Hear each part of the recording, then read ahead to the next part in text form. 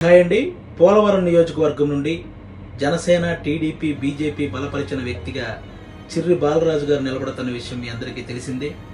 ఆయనకి గాజు గ్లాసు గుర్తు మీద ఓటేసి భారీ మెజార్టీతో గెలిపించాలని మనస్ఫూర్తిగా కోరుకుంటున్నాను.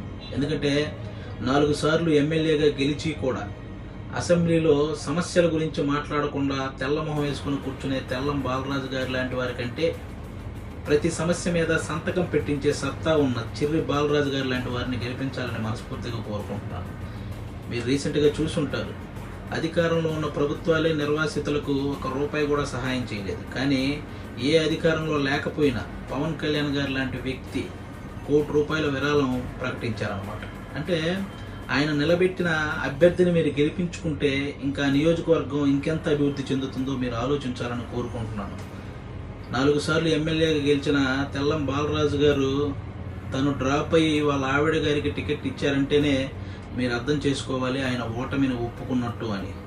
మీరు మళ్ళీ తెల్లం రాజ్యలక్ష్మి గారిని గెలిపిస్తే వెనకుండి తెల్లం బాలరాజు గారే ఆమెను నడిపిస్తాడు.